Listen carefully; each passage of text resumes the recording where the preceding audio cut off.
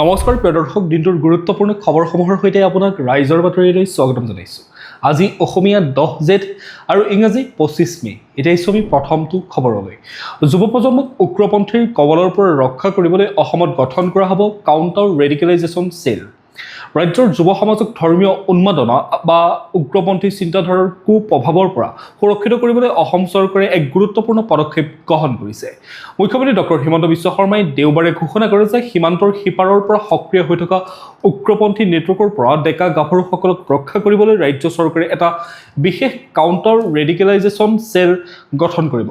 সামাজিক মাধ্যমত এক পোষ্ট যোগে মুখ্যমন্ত্ৰীগৰাকীয়ে স্পষ্ট কৰি দিয়ে যে অসমৰ যুৱ প্ৰজন্মক বিপথে পৰিচালিত কৰি তেওঁলোকৰ ভৱিষ্যত ধ্বংস কৰিবলৈ যিকোনো শক্তি বা ব্যক্তিক চৰকাৰে কেতিয়াও প্ৰশ্ৰয় নিদিয়ে আৰু ইয়াৰ উচিত প্ৰত্যুত্তৰ দিয়া হ'ব। উল্লেখযোগ্য যে যোৱা 22 মেত অনুষ্ঠিত 16 সংখ্যক অসম বিধানসভাৰ প্ৰথমটো ভাষণত ৰাজ্যপাল লক্ষ্মণ প্ৰসাদ আচাৰ্যই এই প্ৰস্তাৱিত কোষটোৰ বিষয়ে উল্লেখ কৰিছিল। তেওঁ কৈছিল যে এই চেলে যুৱ সমাজক উগ্ৰপন্থাৰ পৰা আঁতৰাই ৰাখি সাংবিধানিক মূল্যবোধ, সামাজিক সম্প্ৰীতি আৰু ৰাষ্ট্ৰীয় একতাৰ প্ৰসাৰৰ বাবে কাম কৰিব। চোৱাংচোৱা সংস্থাসমূহৰ তথ্য অনুসৰি বাংলাদেশ ভিত্তিক নিষিদ্ধ উগ্ৰপন্থী সংগঠন যেনে জামাত উল মুজাহিদিন বাংলাদেশ, আনচাৰুল্লাহ বাংলা টিম আৰু আনচাৰ অল ইছলামে অসমৰ বৰপেটা আৰু চিৰাঙৰ দৰে জিলাৰ যুৱক যুৱতীসকলক লক্ষ্য কৰি টেলিগ্ৰামৰ পূবৰ আকাশৰ দৰে বিভিন্ন এনক্ৰিপ্টেড কৰা সামাজিক মাধ্যমৰ গ্ৰুপৰ জৰিয়তে উগ্ৰপন্থী সাহিত্য বিয়পাইছিল। ইয়াৰ পূৰ্বে যোৱা বছৰ ডিচেম্বৰ মাহতো চৰকাৰে এনে সকলো ধৰণৰ জেহাদী আৰু উগ্ৰপন্থী সাহিত্য ডিজিটেল তথা ছপা মাধ্যমত নিষিদ্ধ ঘোষণা কৰিছিল চৰকাৰে। এতিয়া আমি পৰৱৰ্তী খবৰটোলৈ। বিৰোধী দলপতিৰ বাছনিৰ মহাসংকট, কংগ্ৰেছৰ চৰ্চাত কেৱল দিল্লী হাইকমাণ্ড। অসম বিধানসভাৰ নতুন অধিৱেশন আৰম্ভ হোৱা দুদিন পাৰ হৈ যোৱাৰ পিছতো প্ৰধান বিৰোধী দল কংগ্ৰেছে এতিয়াও বিৰোধী দলপতি বাছনি কৰিব পৰা নাই। 19 গৰাকী বিধায়কৰ ভিতৰত 18 গৰাকীয়ে সংখ্যালঘু আৰু মাত্ৰ এগৰাকী হিন্দু সম্প্ৰদায়ৰ হোৱাৰ বাবে দলটো এতিয়া তীব্ৰ বিৰোধীত পৰিছে। এই সন্দৰ্ভত দেওবাৰে সন্ধিয়া দিল্লীৰ পৰা অহা পৰ্যবেক্ষক ভূপেশ ৱাঘেল আৰু প্ৰদেশ কংগ্ৰেছৰ সভাপতি গৌৰৱ গগৈৰ উপস্থিতিত বিধায়িনী দলৰ এক গুৰুত্বপূৰ্ণ বৈঠক অনুষ্ঠিত হয়। চৰ্চাত থকা জ্যেষ্ঠ বিধায়ক ৱাজিদ আলী চৌধুৰীয়ে কয় যে দলত কোনো সংঘাত নাই আৰু হাইকমাণ্ডে যাক দায়িত্ব দিব সকলোৱে তাকেই মানি ল'ব। কিন্তু ইয়াক লৈ বিৰোধী শিবিৰত বাকযুদ্ধ আৰম্ভ হোৱা দেখা গৈছে। বিধায়ক ডক্টৰ জয়প্ৰকাশ দাসে অখিল গগৈৰ ভূমিকাক লৈ সন্দেহ প্ৰকাশ কৰি তেওঁ গৌৰৱ গগৈৰ বিৰুদ্ধে চলা ষড়যন্ত্ৰৰ অংশীদাৰ বুলি পোনপটীয়া সমালোচনা কৰা দেখা গ'ল। ৰাজ্যবাসীৰ বাবে এতিয়া এটা ডাঙৰ প্ৰশ্ন, দলটোৱে নিজাববীয়াকৈ এজন নেতা বাছনি কৰিব নোৱাৰি কিয় বাৰে বাৰে দিল্লীৰ মুখলৈ বাট চাব লগা হৈছে। এতিয়া আমি পৰৱৰ্তী খবৰটোলৈ। ভাৰত আমেৰিকাৰ বৈঠক, জয়শংকৰে দাঙি ধৰিলে ভাৰতৰ 5 দফীয়া নীতি। কেইঘণ্টামানৰ ভিতৰতে যুদ্ধ অন্ত পৰাৰ ইংগিত ৰুবিঅ'ৰ। নতুন দিল্লীৰ হায়দৰাবাদ হাউচত অনুষ্ঠিত এক উচ্চ স্তৰীয় বৈঠকত ভাৰতৰ বৈদেশিক পৰিক্ৰমা মন্ত্ৰী এছ জয়শংকৰ আৰু আমেৰিকাৰ বিদেশ সচিব মাৰ্ক ৰুবিঅ'ৰ কেইবাটাও গুৰুত্বপূৰ্ণ গোলকীয় তথা আঞ্চলিক বিষয়ৰ ওপৰত বিতং আলোচনা কৰা দেখা গ'ল। বৈঠকৰ অন্তত আয়োজিত এক যুটীয়া সংবাদমেলত এছ জয়শংকৰে আঞ্চলিক আৰু গোলকীয় সংঘাতসমূহৰ সন্দৰ্ভত ভাৰতৰ 5 দফীয়া মূল স্থিতি দাঙি ধৰে। তেওঁ উল্লেখ কৰে যে প্ৰথমে ভাৰতে যিকোনো সংঘাত সমাধানৰ বাবে সদায় আলোচনা আৰু কূটনীতিৰ পক্ষ লয়। দ্বিতীয়তে নিৰাপদ আৰু বাধাহীন সাগৰীয় বাণিজ্যক সমৰ্থন কৰে ভাৰতে। তৃতীয়তে আন্তঃৰাষ্ট্ৰীয় আইনৰ প্ৰতি সম্পূৰ্ণ শ্ৰদ্ধা জনোৱাটো ভাৰতে কামনা কৰে। চতুৰ্থতে বজাৰ অংশীদাৰিত্ব আৰু সম্পদসমূহক হাতিয়াৰ হিচাপে ব্যৱহাৰ কৰাৰ বিৰোধিতা কৰে। আৰু পঞ্চমতে বিশ্ব অৰ্থনৈতিক সংকটৰ পৰা ৰক্ষা কৰিবলৈ বিশ্বাসযোগ্য অংশীদাৰিত্ব আৰু যোগান শৃংখলাত বিশ্বাস কৰে ভাৰতে। আনহাতে আমেৰিকাৰ বিদেশ সচিব মাৰ্ক ৰুবিঅ'ই সংবাদমেলত এক ডাঙৰ ইংগিত দি কয় যে অহা কেইঘণ্টামানৰ ভিতৰতে বিশ্ববাসীয়ে পশ্চিম এছিয়াৰ যুদ্ধ আনুষ্ঠানিকভাৱে অন্ত পৰাৰ এক ভাল খবৰ পাব পাৰে। ইৰাণৰ সৈতে হ'বলগীয়া এই চুক্তিয়ে আমেৰিকা আৰু ইছৰাইলৰ আক্ৰমণৰ প্ৰত্যুত্তৰত ইৰাণে বন্ধ কৰি ৰখা হৰমুজ প্ৰণালী অৰ্থাৎ ষ্ট্ৰেইট অফ হৰমুজ মুকলি কৰাৰ লগতে ইৰাণৰ পাৰমাণৱিক অস্ত্ৰক লৈ চলি থকা চিন্তাৰ স্থায়ী সমাধান কৰিব বুলি ৰুবিঅ'ই আশা প্ৰকাশ কৰে। ইয়াৰ উপৰিও বৈঠকত দুই দেশৰ মাজত 10 বছৰীয়া প্ৰতিৰক্ষা অংশীদাৰিত্ব, মেক ইন ইণ্ডিয়া আঁচনিৰ অধীনত সামৰিক সহযোগিতা আৰু ভাৰত আমেৰিকাৰ অন্তৰ্বৰ্তীকালীন বাণিজ্য চুক্তিৰ খচৰা সোনকালে চূড়ান্ত কৰাৰ সন্দৰ্ভতো গুৰুত্বপূৰ্ণ আলোচনা সম্পন্ন হয়। সন্ত্ৰাসবাদৰ বিৰুদ্ধে ভাৰতৰ জিৰ' টলাৰেন্স নীতিৰ কথা দোহাৰি জয়শংকৰে 26/11 মুম্বাই আক্ৰমণৰ মূল ষড়যন্ত্ৰকাৰীক যোৱা বছৰত আমেৰিকাৰ পৰা ভাৰতলৈ প্ৰত্যাৱৰ্তন কৰাৰ বাবে ধন্যবাদো জ্ঞাপন কৰে। প্ৰিয় দৰ্শক, আপোনালোকে আমাৰ চেনেলটো যদি ছাবস্ক্ৰাইব কৰি ল'বলৈ পাহৰি গৈছে, অনুগ্ৰহ কৰি চেনেলটো ছাবস্ক্ৰাইব কৰি লওক আৰু ভিডিঅ'টোত এটা লাইক কৰিবলৈ নাপাহৰিব। এতিয়া আমি খবৰৰ মাজলৈ। নীট কেলেংকাৰী, শিক্ষামন্ত্ৰীৰ পদত্যাগ নোহোৱালৈকে কংগ্ৰেছ ক্ষান্ত নহয়, ৰাহুল গান্ধীৰ হুংকাৰ। দেশজুৰি তীব্ৰ চাঞ্চল্য সৃষ্টি কৰা নীট ইউজি পৰীক্ষাৰ প্ৰশ্ন কাকত ফাদিলৰ ঘটনাক লৈ এইবাৰ পোনপটীয়াভাৱে সৰব হৈ পৰা দেখা গৈছে লোকসভাৰ বিৰোধী দলপতি তথা কংগ্ৰেছ নেতা ৰাহুল গান্ধী। হায়দৰাবাদত ছাত্ৰ ছাত্ৰীসকলে প্ৰধানমন্ত্ৰী নৰেন্দ্ৰ মোদী আৰু কেন্দ্ৰীয় শিক্ষামন্ত্ৰী ধৰ্মেন্দ্ৰ প্ৰধানৰ বিৰুদ্ধে সাব্যস্ত কৰা এক প্ৰতিবাদৰ ভিডিঅ' সামাজিক মাধ্যমত শ্বেয়াৰ কৰি ৰাহুল গান্ধীয়ে কেন্দ্ৰীয় চৰকাৰক তীব্ৰ সমালোচনা কৰা দেখা গ'ল। তেওঁ স্পষ্টকৈ কয় যে যেতিয়া দেশৰ লাখ লাখ যুৱ প্ৰজন্ম ৰাজপথলৈ ওলাই আহিছে আৰু 22 লাখ শিক্ষাৰ্থীৰ ভৱিষ্যত অন্ধকাৰলৈ গতি কৰিছে, তেতিয়াও প্ৰধানমন্ত্ৰীৰ মৌনতাই চৰকাৰখনৰ দায়িত্বহীনতাকে প্ৰমাণ কৰে। কংগ্ৰেছ নেতাগৰাকীয়ে চৰকাৰক প্ৰত্যাহ্বান জনাই কয় যে শিক্ষামন্ত্ৰী ধৰ্মেন্দ্ৰ প্ৰধানে পদত্যাগ নকৰালৈকে আৰু পৰীক্ষা ব্যৱস্থাত ভৱিষ্যতে যাতে এনেকুৱা প্ৰশ্ন কাকত ফাদিল নহয় তাৰ বাবে এটা সুৰক্ষিত আৰু নিৰ্ভৰযোগ্য ব্যৱস্থা গঢ়ি নোতোলালৈকে তেওঁলোকৰ এই যুঁজ অব্যাহত থাকিব। সমগ্ৰ দেশতে লাখ লাখ ছাত্ৰ ছাত্ৰীৰ সপোন আৰু পৰিশ্ৰমক লৈ হেতালি খেলা কাগজ মাফিয়াৰ বিৰুদ্ধে চৰকাৰৰ এই ৰহস্যজনক নীৰৱতা আৰু বিৰোধীৰ হেঁচাৰ পিছতো শিক্ষামন্ত্ৰীগৰাকীয়ে পদ খামুচি ধৰি থকা কাৰ্যই বৰ্তমানৰ শাসন ব্যৱস্থাৰ সুফলা স্বৰূপটোকে উদঙাই দেখুৱাইছে। এতিয়া আমি পিছৰ খবৰটোলৈ। আকৌ বাঢ়িব পাৰে পেট্ৰল ডিজেলৰ দাম। ইৰাণৰ যুদ্ধৰ বাবে 10 দিনত প্ৰায় 5 টকা বৃদ্ধি, বিকল্প সন্ধানত তেল কোম্পানীসমূহ। বিশ্বজুৰি চলি থকা শক্তি সংকট তথা ভূ ৰাজনৈতিক পৰিস্থিতি যদি এনেদৰে অব্যাহত থাকে তেন্তে ভাৰতত পেট্ৰল আৰু ডিজেলৰ খুচুৰা মূল্য পুনৰ বৃদ্ধি পোৱাটো প্ৰায় নিশ্চিত। সংবাদ সংস্থা PTIৰ সৈতে হোৱা এক সাক্ষাৎকাৰত ভাৰত পেট্ৰলিয়াম কৰ্পোৰেশ্যন লিমিটেডৰ মানৱ সম্পদ বিভাগৰ সঞ্চালক ৰাজকুমাৰ ডুবেই এই ইংগিত দিয়ে। তেওঁ কয় যে যদি আন্তঃৰাষ্ট্ৰীয় পৰ্যায়ত দেশসমূহে শক্তি খণ্ডৰ আন্তঃগাঁথনিক লক্ষ্য কৰি আক্ৰমণ চলায়ে থাকে তেন্তে ইন্ধনৰ মূল্য নিয়ন্ত্ৰণ কৰাটো অতি কঠিন হৈ পৰিব।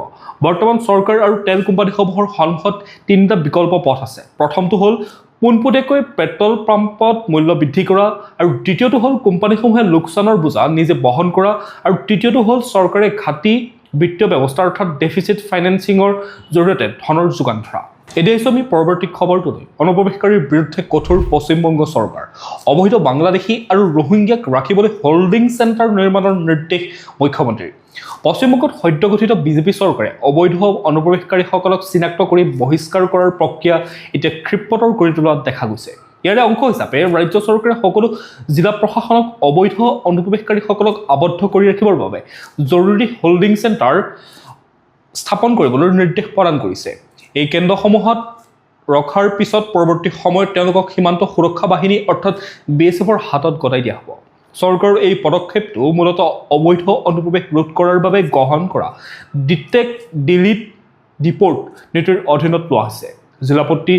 জিলাধিপতিসকললৈ প্ৰেৰণ কৰা চৰকাৰী নিৰ্দেশনা অনুসৰি 2024 চনৰ 31 ডিচেম্বৰৰ পিছত ভাৰতত অবৈধভাৱে প্ৰৱেশ কৰা বাংলাদেশী আৰু ৰোহিংগ্যা অনুপ্ৰৱেশকাৰীসকলক চিনাক্ত কৰি দেশান্তৰ কৰাৰ প্ৰক্ৰিয়া সম্পূৰ্ণ নোহোৱালৈকে এই হোল্ডিং চেণ্টাৰসমূহতে তেওঁলোকক ৰখা হ'ব। উল্লেখযোগ্য যে নিৰ্বাচনী প্ৰচাৰৰ সময়ত কেন্দ্ৰীয় গৃহমন্ত্ৰী অমিত শ্বাহে পশ্চিমবংগত অবৈধ অনুপ্ৰৱেশকাৰীৰ বিৰুদ্ধে কঠোৰ পদক্ষেপ গ্ৰহণৰ প্ৰতিশ্ৰুতি প্ৰদান কৰা দেখা গৈছিল। এতিয়া আমি পৰৱৰ্তী খবৰটোলৈ। প্ৰতিশ্ৰুতি ভংগৰ বেদনা, চৰকাৰী উদাসীনতাৰ বলি পদ্মশ্ৰী হেমপ্ৰভা চুতীয়া এৰিব তাঁতশাল। অসমৰ কলা সংস্কৃতিৰ ইতিহাসৰ বাবে এয়া এক অত্যন্ত মৰ্মান্তিক আৰু লজ্জাজনক খবৰ।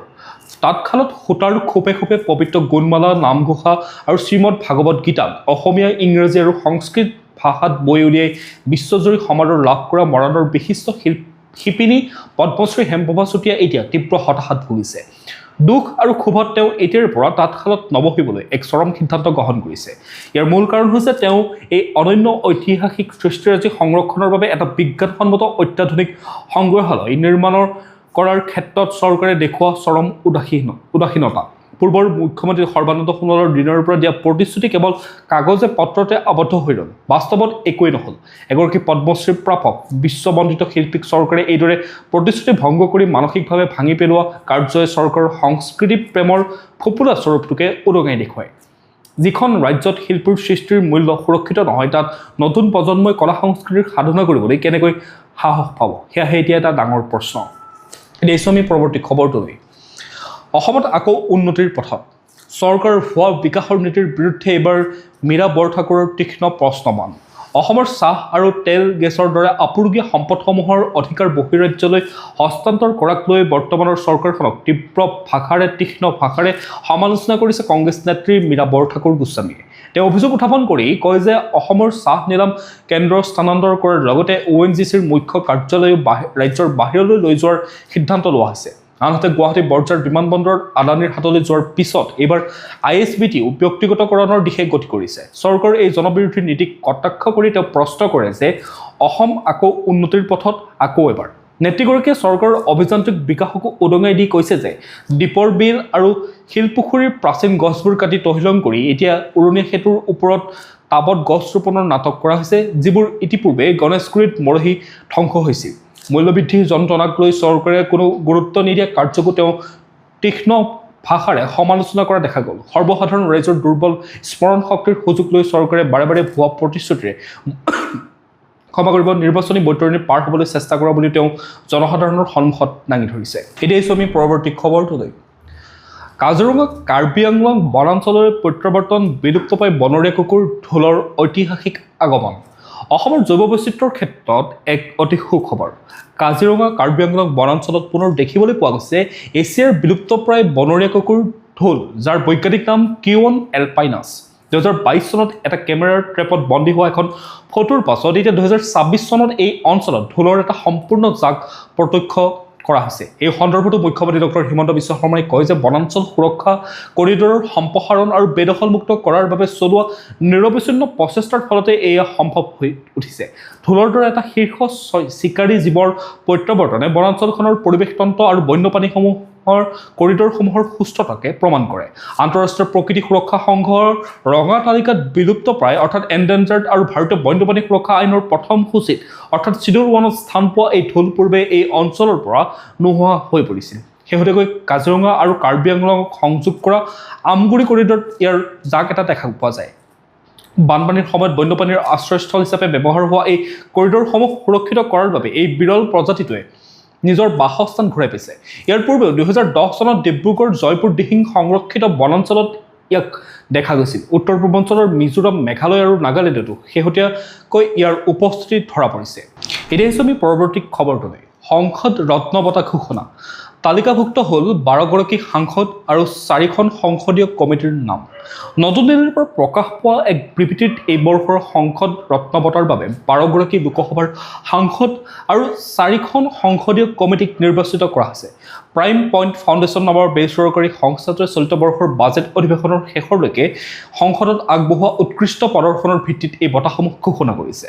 একক শ্ৰেণীৰ বঁটাৰ বাবে মনোনীত হোৱা বিশিষ্ট সাংসদসকলৰ ভিতৰত বিজেপিৰ জগদম্বিকা পাল, PP চৌধুৰী, নিশিকান্ত দুবে, শিৱসেনাৰ শ্ৰীকান্ত একনাথ সিন্দে অন্যতম। ইয়াৰ উপৰিও বিভিন্ন শ্ৰেণীত প্ৰবীণ পেটেল, বিদ্যুৎ বৰণ মাহাতো, লুম্বাৰাম চৌধুৰী, হেমন্ত বিষ্ণু চাৰোৱা, স্মিতা উদয় ৱাঘ, নৰেশ গণপত মহাস্কে, মেধা বিশ্বম কুলকাৰ্ণী আৰু নৰহৰি আমিনক এই বঁটাৰ বাবে নিৰ্বাচিত কৰা হৈছে। আনহাতে 4খন উৎকৃষ্ট কাৰ্যকালৰ বাবে 4খন সংসদীয় কমিটিকো পুৰস্কৃত কৰা হৈছে। এইসমূহ হৈছে চৰণজিৎ সিং চান্নিৰ নেতৃত্বাধীন কৃষি কমিটি, ভৰ্তি হৰি মহতাবৰ বিত্ত কমিটি, সপ্তগিৰি শংকৰ ওলাকাৰ গ্ৰামোন্নয়ন আৰু পঞ্চায়তী ৰাজ কমিটি আৰু অনুৰাগ ঠাকুৰৰ কয়লা আৰু খনি কমিটি। উল্লেখযোগ্য যে বঁটা বিজয়ীসকলৰ ভিতৰত জগদম্বিকা পাল আৰু চৰণজিৎ সিং চান্নি প্ৰাক্তন মুখ্যমন্ত্ৰী হোৱাৰ বিপৰীতে নৰহৰি আমিন হৈছে প্ৰাক্তন উপ মুখ্যমন্ত্ৰী। এতিয়া আমি পৰৱৰ্তী খবৰটোলৈ। অসমত হ'ব ডিজিটেল লোকপিয়ল আৰু জাতিকৰণা। 2 আগষ্টৰ পৰা আৰম্ভ হ'ব প্ৰক্ৰিয়া, নিয়োজিত 85,000ৰো অধিক বিষয়া। অহা 2 আগষ্টৰ পৰা অসমত বহু প্ৰত্যাশিত ডিজিটেল লোকপিয়ল আৰু জাতিকৰণৰ কাজ 2টা পৰ্যায়ত আৰম্ভ হ'বলৈ গৈ আছে। ৰাজ্যিক লোকপিয়ল সঞ্চালকালয়ে জনোৱা অনুসৰি সমগ্ৰ প্ৰক্ৰিয়াটো সুচাৰুৰূপে সম্পন্ন কৰিবলৈ ৰাজ্যজুৰি 85,000 গণনাকাৰী বিষয়াক নিযুক্তি দিয়া হৈছে আৰু তেওঁলোকক অহা 28 মে'ৰ পৰা বিশেষ প্ৰশিক্ষণ প্ৰদান কৰা হ'ব। প্ৰথমবাৰৰ বাবে ডিজিটেল পদ্ধতিৰে হ'বলগীয়া এই লোকপিয়লত 2 আগষ্টত এটা মোবাইল পৰ্টেল মুকলি কৰা হ'ব, য'ত জনসাধাৰণে 15 দিনৰ ভিতৰত নিজৰ ঘৰ, শিক্ষা আৰু জীৱিকাৰ তথ্য নিজেই দাখিল কৰিব পাৰিব। ইয়াৰ পিছতে 17 আগষ্টৰ পৰা 15 ছেপ্টেম্বৰৰ ভিতৰত গণনাকাৰী বিষয়াসকলে ঘৰে ঘৰে গৈ এই তথ্যসমূহ পৰীক্ষা কৰি চাব আৰু গৃহসমূহৰ জিঅ' টেগিং সম্পন্ন কৰিব। এইবাৰ লোকপিয়লত সৰ্বমুঠ 33টা প্ৰশ্ন থাকিব আৰু পৰৱৰ্তী পৰ্যায়ত অহা ফেব্ৰুৱাৰী মাহৰ পৰা মূল জাতিগত পিয়লৰ কাম আৰম্ভ হ'ব। কোভিড পৰিস্থিতিৰ বাবে 2021 চনৰ পৰা 5 বছৰ পলমকৈ অনুষ্ঠিত হ'বলগীয়া এই গুৰুত্বপূৰ্ণ প্ৰক্ৰিয়াটোত সঠিক তথ্য নিশ্চিত কৰিবলৈ ৰাজ্যিক লোকপিয়ল সঞ্চালক বিশ্বজিৎ পেগুৱে সকলো ৰাইজকে সম্পূৰ্ণ সহযোগিতা আগবঢ়াবলৈ আহ্বান জনাইছে। প্ৰিয় দৰ্শক, এতিয়া আমি আজিৰ দিনটোৰ বতৰৰ শীতানলৈ। ভাৰতীয় বতৰ বিজ্ঞান কেন্দ্ৰৰ তথ্য অনুসৰি 25 মে 2026 সোমবাৰৰ দিনটোত অসমৰ আকাশ আংশিকভাৱে ডাৱৰীয়া হৈ থাকিব। ইয়াৰ মাজতে দিনৰ ভাগত ৰ'দ ওলাব পাৰে যদিও বতাহৰ আৰ্দ্ৰতাৰ পৰিমাণ অধিক থকাৰ বাবে গৰম আৰু আৰ্দ্ৰ অনুভৱ হ'ব। বৰ্তমানৰ আগজাননী অনুসৰি বিয়লি বা সন্ধিয়াৰ ভাগত স্থানীয়ভাৱে কিছু কিছু অঞ্চলত বিজুলী ঢেৰেকনিৰ সৈতে এজাক দুজাক পাতলীয়া বৰষুণ হোৱাৰ পূৰ্ণ সম্ভাৱনা আছে। দিনটোৰ সম্ভাৱ্য সৰ্বোচ্চ তাপমাত্ৰা 32 ডিগ্ৰী চেলছিয়াছ হ'ব পাৰে আৰু ৰাতিৰ সৰ্বনিম্ন তাপমাত্ৰা 25 ডিগ্ৰী চেলছিয়াছ হোৱাৰ সম্ভাৱনা আছে। এতিয়া আমি ৰাষ্ট্ৰীয় গুৰুত্বপূৰ্ণ খবৰসমূহৰ মাজলৈ। ৰাহুল গান্ধীয়ে দেশত অৰাজকতা সৃষ্টি কৰি মোদীৰ চৰকাৰৰ ভংগ কৰাৰ ষড়যন্ত্ৰ ৰচিছে। বিজেপি কংগ্ৰেছ নেতা তথা লোকসভাৰ বিৰোধী দলপতি ৰাহুল গান্ধীয়ে দেশত এক ডাঙৰ অৰাজকতা সৃষ্টি কৰি নৰেন্দ্ৰ মোদী চৰকাৰক ভংগ কৰাৰ গভীৰ ষড়যন্ত্ৰত লিপ্ত হৈছে বুলি দেওবাৰে বিজেপিয়ে এক গুৰুতৰ অভিযোগ উত্থাপন কৰিছে। যোৱা শনিবাৰে কংগ্ৰেছৰ সংখ্যালঘু বিভাগৰ পৰামৰ্শদাতা সমিতিৰ এক বৈঠকত ৰাহুল গান্ধীয়ে দেশৰ বৰ্ধিত অৰ্থনৈতিক অসন্তুষ্টিৰ বাবে মোদী চৰকাৰ এবছৰৰ ভিতৰত খহি পৰিব বুলি কৰা মন্তব্যৰ পিছতেই এতিয়া দেশৰ ৰাজনীতি উত্তপ্ত হৈ পৰা দেখা গৈছে। এই বাতৰিৰ ভিত্তিতে কেন্দ্ৰীয় মন্ত্ৰী পীয়ূষ গোয়েলে সামাজিক মাধ্যম এক্স যোগে কয় যে ৰাহুল গান্ধীৰ এই মন্তব্য কোনো সাধাৰণ কথা নহয়, বৰঞ্চ ইয়াৰ আঁৰত কংগ্ৰেছ, বিভিন্ন বিৰোধী দল আৰু টুলকিট গেং জড়িত থকাৰ এক ডাঙৰ পৰিকল্পনা স্পষ্ট হৈ পৰিছে। মন্ত্ৰী গোয়েলে অভিযোগ কৰা মতে প্ৰধানমন্ত্ৰী নৰেন্দ্ৰ মোদীৰ প্ৰতি থকা জনসাধাৰণৰ গভীৰ সমৰ্থনৰ বাবে বিজেপিক গণতান্ত্ৰিকভাৱে পৰাস্ত কৰিব নোৱাৰি। এতিয়া ৰাহুল গান্ধী আৰু তেওঁৰ সহযোগীসকলে সমগ্ৰ দেশতে হিংসা আৰু বিশৃংখলতা সৃষ্টি কৰিবলৈ চেষ্টা চলাই আছে। অন্যহাতে বিজেপিৰ সাংসদ তথা মুখপাত্ৰ সম্বিত পাত্ৰই এক ভিডিঅ' বাৰ্তাৰ যোগে কয় যে বৰ্তমান পশ্চিম এছিয়াৰ যুদ্ধৰ বাবে সমগ্ৰ বিশ্বতে এক কঠিন পৰিস্থিতিৰ সৃষ্টি হৈছে, য'ত ভাৰত মোদীৰ নেতৃত্বত শক্তিশালীভাৱে আগবাঢ়ি আছে। কিন্তু ৰাহুল গান্ধীয়ে জৰ্জ চৰছৰ দৰে বিদেশী শক্তি আৰু পৃষ্ঠপোষকসকলৰ নিৰ্দেশত দেশত দাংগা অৰ্থাৎ বিদ্ৰোহ আৰু অৰাজকতা সৃষ্টি কৰাৰ পৰিকল্পনা কৰিছে। একেদৰে বিজেপি সাংসদ সুধাংশু ত্ৰিবেদীয়েও কংগ্ৰেছক তীক্ষ্ণ সমালোচনা কৰি দেশবাসীক এনে লুকাই থকা দেশদ্ৰোহীসকলৰ বিৰুদ্ধে সজাগ হ'বলৈ আহ্বান জনোৱা দেখা গ'ল। এতিয়া আমি ব্যৱসায় বাণিজ্য শিতানলৈ। বেংকিং ব্যৱস্থাত ধনৰ প্ৰৱাহ বৃদ্ধি কৰিলে RBI। তিনিদিনীয়া VRR নিলামৰ জৰিয়তে যোগান ধৰিলে 81,590 কোটি টকা। দেশৰ বেংকিং ব্যৱস্থাত হ্ৰাস পোৱা নগদ ধনৰ নাটনি দূৰ কৰিবলৈ ভাৰতীয় ৰিজাৰ্ভ বেংকে এক গুৰুত্বপূৰ্ণ পদক্ষেপ গ্ৰহণ কৰিছে। যোৱা শুকুৰবাৰে অৰ্থাৎ 22 মে তাৰিখে কেন্দ্ৰীয় বেংকটোৱে তিনিদিনীয়া ভেৰিয়েবল ৰেট ৰিপো নিলামৰ জৰিয়তে বেংকিং ব্যৱস্থাত 81,590 কোটি টকাৰ অস্থায়ী তৰল ধন অৰ্থাৎ ট্ৰানজিয়েণ্ট লিকুইডিটি যোগান ধৰে। RBI প্ৰকাশ কৰা অনুসৰি এই ধন 5.2% কাট অফ ৰেটত বেংকসমূহক প্ৰদান কৰা হৈছে। বজাৰত নগদ ধনৰ প্ৰৱাহ স্থিৰ কৰি ৰাখিবলৈ ৰিজাৰ্ভ বেংকে এই হ্ৰস্বম্যাদী বিত্তীয় কৌশল বা মুদ্ৰানীতি ব্যৱহাৰ কৰে। উল্লেখযোগ্য যে অলপতে বেংকিং ব্যৱস্থাত থকা অতিৰিক্ত ধনৰ পৰিমাণ তীব্ৰভাৱে হ্ৰাস পাইছিল। যোৱা 20 মেত এই অতিৰিক্ত ধনৰ পৰিমাণ 1.51 লাখ কোটি টকাৰ থকাৰ বিপৰীতে 21 মেত ই মাত্ৰ 58,000 কোটি টকালৈ নামি আহিছিল। নগদ ধনৰ এই হ্ৰাসৰ বাবে নিশাৰ ভিতৰতে লোৱা ঋণৰ সুতৰ হাৰ উল্লেখনীয়ভাৱে বৃদ্ধি পাইছিল। যদিও RBI 1 লাখ কোটি টকা যোগান ধৰাৰ নিবিদা দিছিল, তাৰ বিপৰীতে বেংকসমূহে কিন্তু 81,590 কোটি টকাহে গ্ৰহণ কৰিছে। অৱশ্যে 21 মেৰ নিলামৰ তুলনাত শুকুৰবাৰৰ নিলামত বেংকসমূহৰ ধনৰ চাহিদা যথেষ্ট বেছি আছিল। বজাৰ বিশেষজ্ঞসকলৰ মতে বৰ্তমানৰ বিত্তীয় পৰিস্থিতি চম্ভালিবলৈও RBI আগলৈও এনেধৰণৰ আৰু VRR নিলাম অনুষ্ঠিত কৰাৰ সম্ভাৱনা আছে। এতিয়া আমি খেল জগতৰ খবৰসমূহৰ মাজলৈ। IPL 2026 জোফ্ৰা আৰ্চাৰৰ অলৰাউণ্ড প্ৰদৰ্শন, মুম্বাইক হৰুৱাই প্লে অফত ৰাজস্থান ৰয়েলছ।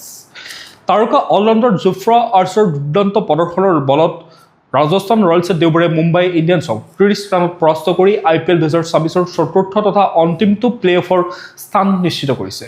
প্ৰথমে বেটিং কৰি ৰাজস্থানে নিৰ্ধাৰিত 20 অভাৰত 8 উইকেট হেৰুৱাই 205 ৰান সংগ্ৰহ কৰে।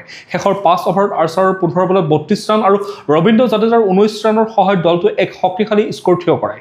206 ৰানৰ লক্ষ্য খেলিবলৈ নামি মুম্বাই ইণ্ডিয়ানছে 20 অভাৰত 9 উইকেট হেৰুৱাই 175 ৰানহে কৰিবলৈ সক্ষম হয়। মুম্বাইৰ হৈ সূৰ্যকুমাৰ যাদৱে সৰ্বাধিক 60 ৰান 42টা বলত আৰু অধিনায়ক হাৰ্দিক পাণ্ডিয়াই 34 ৰান সংগ্ৰহ কৰে।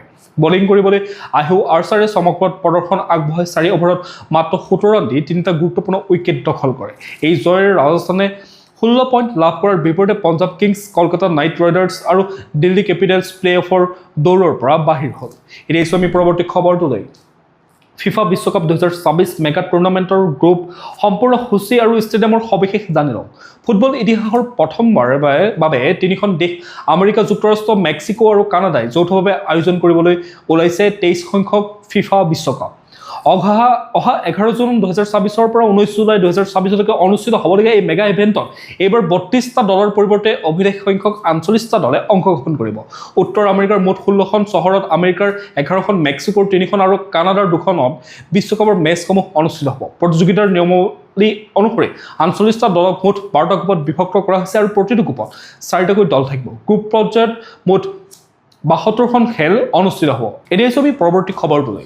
ৰাছিৰ ট্ৰেকত জয়ী গুৰিন্দৰ বীৰ আৰু বিশালৰ ভাঙিলে কেইবাটাও ৰাষ্ট্ৰীয় অভিলেখ।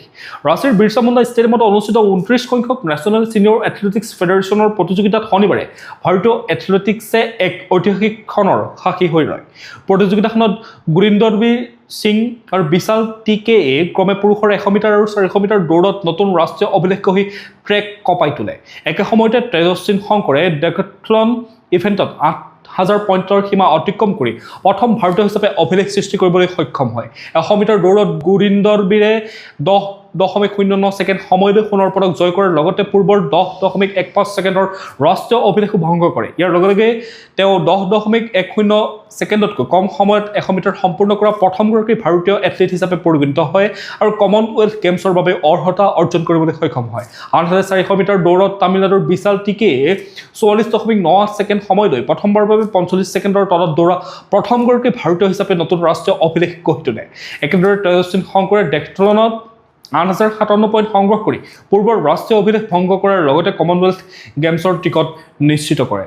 মহিলাৰ সাহত সুদেশনা সীমাংকৰে 100 মিটাৰ আৰু ভিৰ্থৰ ৰামৰাজে 400 মিটাৰত সোণৰ পদক লাভ কৰে। এতিয়া আমি বিজ্ঞান আৰু প্ৰযুক্তিৰ শিতানলৈ এইটো নতুনকৈ সংযোগ কৰিছোঁ।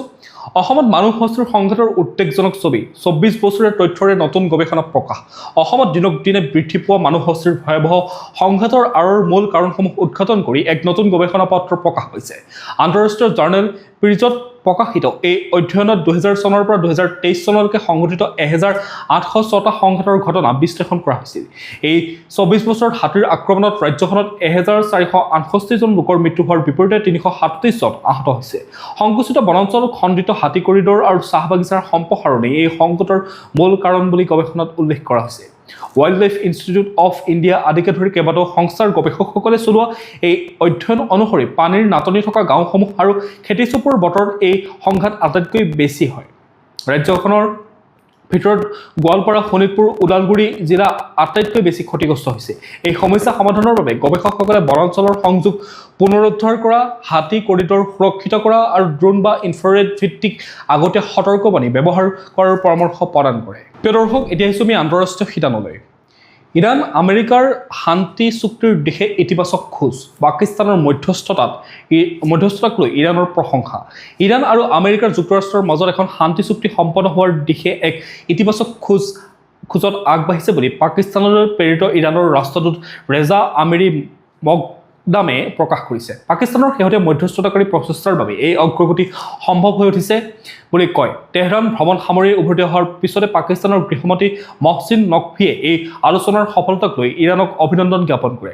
ৰাষ্ট্ৰদূত মকদামে ছ'চিয়েল মিডিয়াত জনোৱা মতে, যদি আনটো পক্ষ পৰ্যাপ্ত প্ৰতিশ্ৰুতিবদ্ধ থাকে তেন্তে ইৰাণৰ মৰ্যাদা আৰু পাকিস্তানৰ সমৰ্পিত প্ৰচেষ্টাৰ ফলত অঞ্চলটোত স্থায়ী শান্তি ঘূৰি অহাটো সম্ভৱ হৈ উঠিব। পাকিস্তানৰ প্ৰধানমন্ত্ৰী শ্বেহবাজ শ্বৰীফ, সেনাপ্ৰধান আসিফ মুনিৰ আৰু বৈদেশিক মন্ত্ৰী ইছহাক দৰে চলোৱা আন্তৰিক কূটনৈতিক প্ৰচেষ্টাৰ বাবে তেওঁ পাকিস্তান চৰকাৰ আৰু সেনাবাহিনীক ধন্যবাদ জ্ঞাপন কৰাও দেখা গ'ল। এতিয়া আমি পৰৱৰ্তী খবৰটোলৈ। ভেনিজুৱেলাৰ মাৰিয়া কৰিনা মাডাছৰ ঘোষণা। 2026 চনৰ শেষৰ ফালে স্বদেশলৈ উভতি পুনৰ খেলিব ৰাষ্ট্ৰপতি নিৰ্বাচন। ভেনিজুৱেলাৰ বিৰোধী দলৰ নেত্ৰী তথা নোবেল বঁটা বিজয়ী মাৰিয়া কৰিনা মাছাডোৱে শনিবাৰে ঘোষণা কৰিছে যে তেওঁ পুনৰ দেশৰ ৰাষ্ট্ৰপতি নিৰ্বাচনত অৱতীৰ্ণ হ'ব আৰু 2026 বৰ্ষৰ শেষৰ ফালে নিৰ্বাচনৰ পৰা নিজৰ দেশলৈ উভতি আহিব। পানামা চিটিত একাংশ সহযোগী বিৰোধী নেতাৰ সৈতে হোৱা এক বৈঠকত তেওঁ এই গুৰুত্বপূৰ্ণ মন্তব্য কৰা দেখা গ'ল। আমেৰিকাৰ সেনাই ৰাষ্ট্ৰপতি নিকোলাছ মাডুৰোক আটক কৰাৰ পাছত মাছাডোক বিগত ডিচেম্বৰৰ পৰা নিৰ্বাসিত হৈ আছিল। সাংবাদিকৰ সৈতে হোৱা বাৰ্তালাপত মাছাডোৱে কয় যে দেশৰ ভিতৰে বাহিৰে থকা সকলো ভেনিজুৱেলাবাসীৰ অংশগ্ৰহণেৰে এখন মুক্ত আৰু নিকা ৰাষ্ট্ৰপতি নিৰ্বাচন অনুষ্ঠিত কৰি গণতান্ত্ৰিক পৰিৱৰ্তন আনিবলৈ তেওঁলোক এতিয়াও প্ৰতিশ্ৰুতিবদ্ধ বুলি উল্লেখ কৰে অৱশ্যে ভেনেজুৱেলাত এই নিৰ্বাচন কেতিয়া হ'ব সেই লৈ এতিয়াও অনিশ্চয়তা আছে মাছাদে লগতে স্পষ্ট কৰি দিছে যে এক গণতান্ত্ৰিক পৰিৱেশত হ'বলগীয়া যিকোনো নিৰ্বাচনতে তেওঁ এগৰাকী সবল প্ৰাৰ্থী হিচাপে প্ৰতিদ্বন্দ্বিতা কৰিবলৈ সাজু এতিয়া আহিছোঁ আমি বিনোদন জগতলৈ এইটো নতুনকৈ সংযোগ কৰিছোঁ কান চলচ্চিত্ৰ উৎসৱত ইতিহাস মানিছ মালহোত্ৰাৰ হাজাৰে ৰেড কাৰ্পেটত জিলিকিল ডিব্ৰুগড়ৰ মাতৃ কন্যা ফ্ৰান্সৰ বিখ্যাত কান চলচ্চিত্ৰ উৎসৱ 2024 ৰেড কাৰ্পেটত অসমৰ ঐতিহ্যমণ্ডিত উৰণীয়া বিশ্ববাসীৰ দৃষ্টি আকৰ্ষণ কৰিবলৈ সক্ষম হ'ল ডিব্ৰুগড়ৰ মাতৃ আৰু কন্যাৰ জুটি উৰ্মিমালা বৰুৱা আৰু স্নিগ্ধা বৰুৱাই প্ৰখ্যাত ফেশ্বন ডিজাইনাৰ মনীষ মালহোত্ৰাৰ অনন্য ডিজাইনৰ এই আন্তঃৰাষ্ট্ৰীয় মঞ্চত খোজ পেলাই এক নতুন ইতিহাস ৰচনা কৰে UMB পেজেন্টছৰ প্ৰতিষ্ঠাপক তথা উত্তৰ পূৰ্বাঞ্চলৰ নাৰী সবলীকৰণৰ বাবে কাম কৰি অহা এই জুটিয়ে থলুৱা শিল্পকলাক বিশ্ব দৰবাৰত দাঙি ধৰিছে উৎসৱৰ ৰেড কাৰ্পেটত স্নিগ্ধা বৰুৱাই পৰম্পৰাগত উৰণি আধুনিক ৰূপ সম্বলিত এটা পাতল গুলপীয়া ৰেচমী পোছাক পিন্ধাৰ বিপৰীতে উৰ্মিমালা বৰুৱাই এটা গ্ৰাহ বেঙুনীয়া ৰঙৰ দীঘল গাউনত উৰণিৰ স্থাপত্য শৈলী প্ৰদৰ্শন কৰে মনীষ মালহোত্ৰাৰ এই কলাই অসমৰ বিখ্যাত ৰেচম আৰু আঞ্চলিক ঐতিহ্য বিকৃত নকৰাকৈ কেনেকৈ আন্তঃৰাষ্ট্ৰীয় উচ্চ ফেশ্বনৰ সমকক্ষ কৰিব পাৰি তাক প্ৰমাণ কৰি দেখুৱালে একেৰাহে দ্বিতীয়বাৰৰ বাবে কানৰ মঞ্চত তেওঁলোকৰ এই উপস্থিতিয়ে অসমৰ বাবে এক গৌৰৱ কঢ়িয়াই আনিছে প্ৰিয় দৰ্শক আজিৰ দিনটোৰ গুৰুত্বপূৰ্ণ খবৰসমূহ আছিল ইমানেই আপুনি যদি এতিয়াও আমাৰ চেনেলটো ছাবস্ক্ৰাইব কৰি ল'বলৈ পাহৰি গৈছে তেতিয়াহ'লে অনুগ্ৰহ কৰি চেনেলটো ছাবস্ক্ৰাইব কৰি লওক প্লিজ আৰু ভিডিঅ'টোত এটা লাইক কৰিবলৈ নাপাহৰিব কাইলৈ পুনৰ একে সময়তে লগ পোৱাৰ প্ৰতিশ্ৰুতিৰে আপোনাক বহুত বহুত ধন্যবাদ জ্ঞাপন কৰিছোঁ